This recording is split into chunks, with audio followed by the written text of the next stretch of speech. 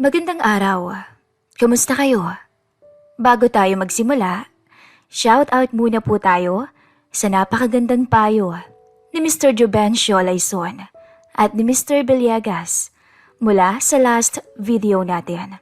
Salamat sa inyo. Dear Miss Callie, itago niyo na lang ako sa pangalang Josh, 22 years old. Kakagraduate lang sa college sa kursong BSIT. Wala pa akong work kaya pansamantala muna akong tumira sa bahay ng tito ko dito sa probinsya ng Pangasinan habang naghahanap ako ng trabaho.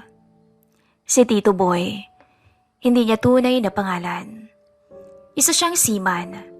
Madalas nasa barko kaya ang misis niyang si Tita Myra lang ang naiiwan sa bahay. Hindi naman kami close noon.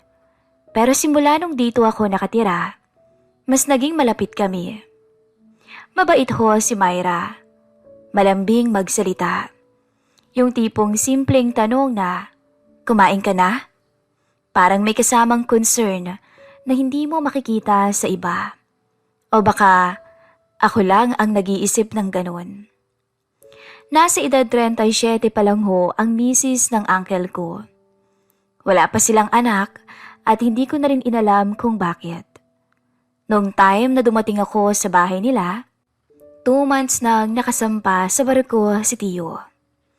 Simple lang ang bahay nila. May 2 kwarto, isa para sa mag-asawa at ang isa ay para sa akin.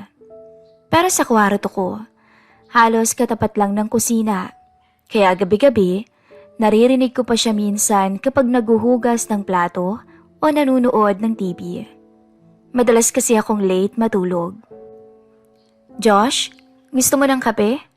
Tanong niya isang gabi habang nasa sala ako at naka-laptop. Sige po tita, salamat. Lumapit siya at inabot sa akin yung tasa ng kape. Nung time na yun, nakasuot lang siya ng maikling short na pambahay at medyo loose na t-shirt. Hindi naman sa nag-iisip ako ng iba. Pero ewan, hindi ko maiwasang pagmasdan siya ng palihim. Hindi naman ako bastos, pero lalaki rin ako. Sana makahanap ka na ng work no. Sayang, ang galing mo pa naman. Magaling kang mag-ayos ng wifi pati TV namin ikaw ang nag-set up eh. Sabay ngiti niya. Nag-apply nga po ko online. Kaso ang bagal ng reply. Pero okay lang po. Hindi naman ako nagmamadali. Salamat nga po ulit sa pagpapastay muna sa bahay ninyo. Ngumiti siya. Yung tipong matamis pero parang may halong ibang kahulugan. O baka ako pa rin ang nag-iisip ng iba. Isang hapon noon, nasa bukuran ho ako. Nagwawalis at naglilinis ng kung ano-ano. Maya-maya lumabas siya. May daladalang telang pamunas. Napansin ko basa rin ang buhok niya. Halatang bagong ligo. Nakapambahay lang to. Maya-maya, tinulungan niya akong punasan yung upuan sa may terrace. Ang sipag mo talaga, Josh. Buti pa ikaw. Sabay abot niya ng malamig na juice. Siyempre po, nakakahiya naman. Libre na nga lahat dito tapos tatamad-tamad pa ako. Umupo siya sa tabi ko. Magkahiwalay pa kami, pero medyo malapit. Tahimik lang kami nung oras na yon. Medyo mahangin din, pero walang ingay maski tahol lang aso sa kapitbahay. Alam mo Josh, minsan mas gusto ko may kasama dito sa bahay. Kapag wala kasi si tito mo, parang ang lungkot-lungkot, masyadong tahimik. Numiti lamang ako. Hindi ko alam kung ano ang sasabihin, pero ramdam ko yung bigat ng sinabi niya. Baka namimiss lang niya yung asawa niya o baka may iba pang dahilan. Maya-maya, pagtingin ko sa kanya, nakatingin pala siya sa akin. Yung mga mata niya, para bang may gustong sabihin, pero pinipigilan lang. Pagkatapos, tumayo siya bigla. O sige na, magluluto muna ako ng hapunan ha. Sige po, sagot ko. Pagkaalis niya, naiwan akong nakatulala. Hindi ko alam kung ako lang ba talaga yung nag-iisip ng kung ano-ano. Pero simula nung araw na yun, iba na ang pakiramdam ko. Parang may tensyon, parang may hinihintay akong pagkakataon. Isang gabi, mag-aalas 9 na yun kung di ako nagkakamali. Malakas ang ulan, tapos biglang nag-brown out. Josh, nandyan ka pa sa sala? Sigaw ni Myra mula sa kusina. Opo, sigaw ko na lang dahil madilim. Maya-maya dumating siya, may dalang flashlight. Sumama ka muna dito sa kwarto, Josh. Ang lakas ng hangin. Hindi pa naman ako sanay sa madilim. Sa narinig ko, lumakas ang tibok ng puso ko. Medyo nag-alinlangan ako, pero tumayo rin ako. Inabot niya ang isa pang flashlight sa akin. Pagdating namin sa kwarto, medyo malamig, pero napansin ko siya na nakaduster lang at mukhang bagong paligo ulit. Ako naman, pawisan na kahit maulan, kasi kabado talaga ako. Hindi naman ako inosente para hindi maunawaan ang pwedeng mangyari.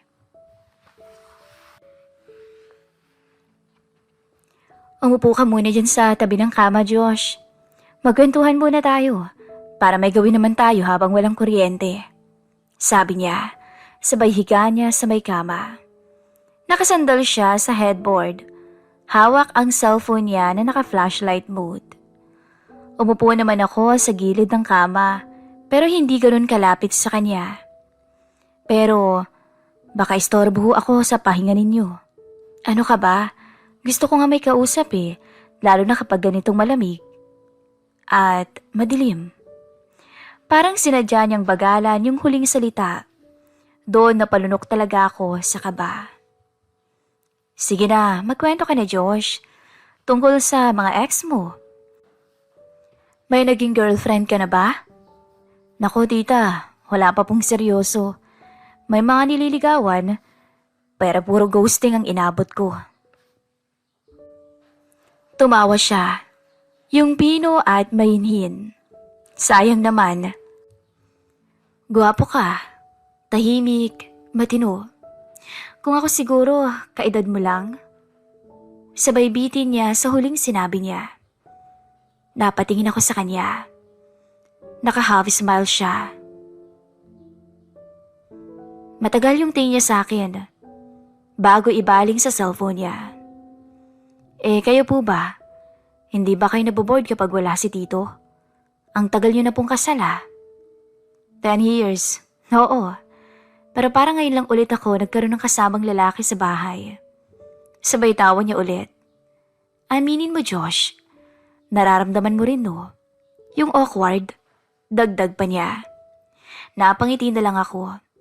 Ayaw kong sumagot ng diretsyo. Pero ang totoo, oo, ramdam ko. Tumagilid siya bigla at hinarap ako. Josh? Po? Okay lang ba sa yung ganito? Yung magkalapit tayo? Okay lang naman po. Tanging naisagot ko. Maya-maya, natahimik kami saglit. Tapos biglang bumagsak yung isang sanga sa bubong. Sabay kaming napadikit sa isa't isa. Sandali lang pero ramdam ko yung kapit niya sa braso ko. Yung hawak na hindi lang takot. Tila ba may alab at lambing. At matagal bago niya binawi. Pasensya na, nagulat lang ako. Sabi niya pero hindi niya ako binitawan kaagad. Okay lang ho, nagulat din naman ako Maya-maya tumingin na siya sa akin. Ilang segundo na parang tumigil ang oras. Josh, kapag may nararamdaman kang mali, pero masarap sa pakiramdam, anong ginagawa mo? Bigla akong natahimik. Hindi ko alam kung tanong ba yon para sagutin ko o para isipin ko lang. Siguro po, tinatago na lang muna dapat. Napangiti siya sa sagot ko. Yung tipong parang may sagot na siya sa matagal na niyang tanong. Sige na nga, matulog ka na. Baka kung saan pa mapunta ang kwentuhan natin. Bulong niya. Pero hindi na siya nakangiti. Para siyang seryoso o seryoso, na hindi niya rin alam kung bakit siya nagpaalam ng ganun. Sa puntong yun, tumayo na ako at bumalik sa kwarto ko. Pero buong gabi, paulit-ulit lang sa isip ko yung tanong niya. At yung mga mata niyang tila pilit akong hinihila sa bawal na sandali.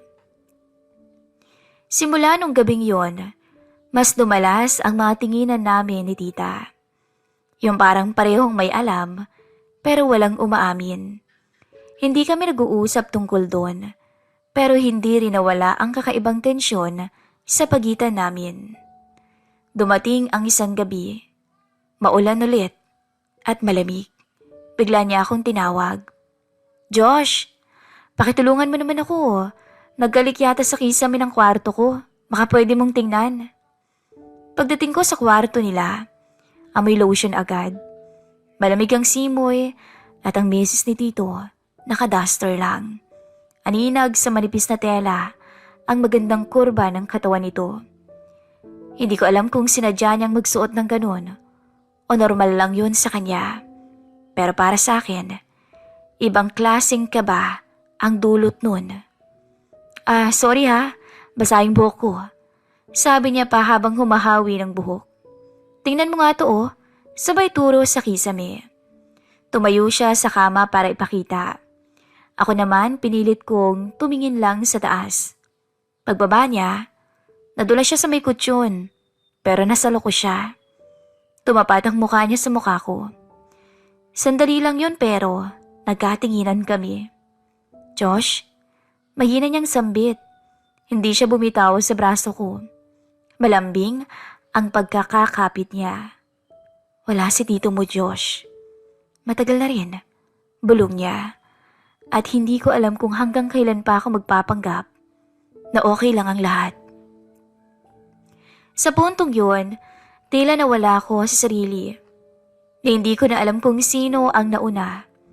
Pero naramdaman ko na lang ang labi niya sa leeg ko. May kasamang lambing, mabagal, at para bang tinatanong kung okay lang. Hindi ako umiwas ng mga sandaling yun. Hinayaan ko siya. Alam kong uhaw siya at punong-puno ng pangungulila, lalo ang damdamin niyang matagal nang nagtitiis. Hanggang sa nahiga siya sa may kama. Hinila niya ako sa tabi niya. Wala nang sali-salita nung mga oras na yon. Mga mata na lang namin ang nag-uusap. At sa unang pagkakataon tinawid namin ang linyang matagal na naming sinusukat. At nung mga sandaling yon, ako ang nagsilbing asawa ni Myra sa kwarto nilang mag-asawa. Simula nung unang gabi na nagpatangay kami sa bawal na sandali, nagbago na ang lahat. Hindi na ho kami kagaya ng dati. Tuwing walang tao, tuwing tahimik ang bahay, tuwing dumidilim at umaambon, para bang kusa kaming dinadala ng pagkakataon pabalik sa parehong kama, parehong pagkakasala. Hindi na yun isang beses lang, paulit-ulit. At sa bawat beses na iyon, parang lalo kaming nahuhulog sa isa't isa. Wala kaming label, walang usapang tayo na. Pero sa kilos, sulyap, haplos at halik, alam naming pareho, may namamagitan na sa amin. Si Myra, mula sa pagiging tiya lang at asawa ng tito ko, naging dahilan siya ng kaba at saya ko gabi-gabi. Minsan habang naguhugas siya ng plato, nalapit ako sa likod niya. Aatras siya ng konti para iabot lang ang baso. Pero yung totoo, sinasadya na naming magdikit at magkatinginan sa may salamin. Pero walang nagsasalita. Tuwing umaga, dadaan siya sa harap ko na bagong paliko. Mapapatingin naman ako. Ngingidian niya ako na parang nagsasabing, alam niya ang gusto ko. At sa gabi, bago matulog, may maririnig akong mahinang katok sa pinto. Minsan siya ang pupunta, minsan ay ako. Hanggang sa nakasanayan na namin ang ganoong setup. Hindi ko na alam kung kailan kami nagsimula. Pero parang wala na kaming balak tapusin pa ang relasyong meron kami. Isang gabi, habang nakahiga kami pareho sa kama, Parehong hingal at parehong nakayakap sa isa't isa. Josh, bulog niya. Hindi ka ba magsasawa sa akin? Hindi po ako magsasawa sa inyo, pero baka masanay tayo sa ganito. Baka hindi na tayo makaalis. Bakit? Gusto mo bang umalis, Josh? Hindi ako sumagot. Pero niyakap ko siya ng mahigpit na para bang sinasabi kong, hindi ako aalis. Hindi ko kaya. Sa labas, parang normal lang ang buhay namin. Ako pa rin ang pamangkin ng mister niya. Siya pa rin ang asawa. Pero sa loob ng bahay, iba ang kwento namin. Alam kong mali. Alam naming mali. Pero bakit parang sa bawat araw na lumilipas, mas lalo kaming nahuhulog sa bawal. Wala kaming plano. Wala kaming direksyon. Pero sa bawat gabi, isa lang ang alam namin. Gusto naming magkasama. Kaya po ako sumulat sa channel nyo, Miss Callie, para mabigyan nyo ko ng mga kasagutan. Lalo sa mga masugid na tagapakinig ng channel nyo. Sana'y mabigyan nyo po ako ng magandang payo sa sitwasyong kinakasadlakan ko. Lubos na umaasa, Josh. At muli ho akong nagbabalik, ang inyong narrator, Miss Callie. Sana'y matulungan natin ang isa pang kababayan natin na nahulog sa isa na namang pagkakamali. Kung sa paulit-ulit na kasalanan, may nahuhulog na damdamin. Totoong pag-ibig na ba yun? O lason lang ng masarap na simula? Kapag ang bawal ay naging kailangan, dapat bang itigil o hayaan na lang ang puso? Anong gagawin mo kung ikaw si Josh? Umiwas na lang o ituloy-tuloy lang ang nagsimulang apoy? Huwag mahihiyang mag-comment down below mga loves. Hanggang sa muli.